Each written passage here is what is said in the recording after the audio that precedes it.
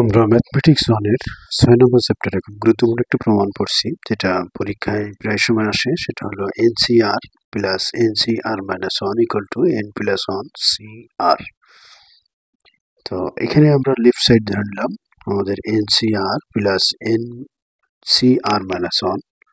তো এটা সমান আমরা NCR কম্বিনেশনে যে সূত্র আছে সেটা লিখতে হবে N ফ্যাক্টোরিয়াল ডিভাইডেড বাই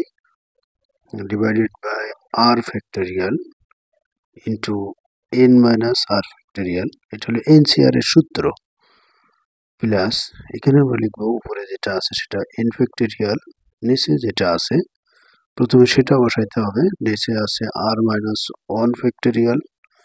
এরপরে আমাদের যেটা করতে হবে n মাইনাস r ফ্যাক্টোরিয়াল দিতে হবে, কিন্তু n minus r plus r minus 1 আছে, তো n মাইনাস এরপরে কিন্তু r মাইনাস 1, এই জন্য r এর পরে যে মাইনাস আছে মাইনাস মাইনাসে প্লাস হয়ে যাবে। আশা করছি তোমরা বুঝতে পারছো। এরপরে এখন আমরা করব কি, যেহেতু এখানে আমাদের r মাইনাস 1 আছে, এখানে আবার n মাইনাস r প্লাস 1 আছে, এখানে আমাদের n মাইনাস r আছে, তো এটার সাথে মিলানোর জন্য আমরা এখান থেকে যদি আমরা একটা r বের করে নেই, তো উপরে n মাইনাস n ফ্যাক্টোরিয়াল থাকুক, এখান থেকে যদি আমরা r বের করে নিই তাহলে কিন্তু এখান থেকে একটা মান কমে যাবে। ফ্যাক্টোরিয়াল ভিতর থেকে একটা বের করলে তার বাকি যেটা থাকে তার মান কমে যায়। এখান থেকে আমরা যা আছে n মাইনাস r ফ্যাক্টোরিয়াল সেটা লিখে দিলাম, প্লাস উপরে আমাদের আছে n ফ্যাক্টোরিয়াল, সেটা n ফ্যাক্টোরিয়াল থাকবে। এখানে আমাদের r মাইনাস 1, এখানেও r মাইনাস 1, সুতরাং এটার সাথে এটা মিল আছে, এটা রেখে দেবো, আমরা কমন নিতে পারবো। এখন এইখান থেকে যদি আমরা এটাকে বাইরে বের করে নিয়ে আসি n মাইনাস r প্লাস 1, তো n মাইনাস r প্লাস 1 এটাকে যদি আমরা বাইরে বের করে নিয়ে আসি তাহলে কি হবে, এখানে কিন্তু আরেকটা মাইনাস 1 চলে আসবে। তো মাইনাস 1 চলে আসলে এই প্লাস 1 মাইনাস 1 কিন্তু বাদ যাবে, তখন কিন্তু আমাদের এখানে থাকবে n মাইনাস r ফ্যাক্টোরিয়াল। তো এখন কিন্তু আমাদের এটা n factorial divided by r minus 1 into n minus r factorial, এখানেও কিন্তু n by r minus 1 into n minus r factorial, এটার সাথে মিল আছে। এই জন্য যেটা আমরা কমন নেব n factorial divided by r minus 1 factorial into n minus r factorial. তো এটা যদি কমন নেই আমরা, এখানে কিন্তু আমাদের থাকবে হলো শুধু r, আর এইখানে থাকবে কি, এখানে থাকবে কিন্তু আমাদের এইটা n মাইনাস r প্লাস 1, বাকি কিন্তু আমরা কমন নেওয়ার পর শুধু এটা বাকি থাকে। এখন এটা যদি আমরা একটু লসাগু করি তাহলে এটা আমরা লিখে নেই n factorial divided by r minus 1 factorial into n minus r factorial.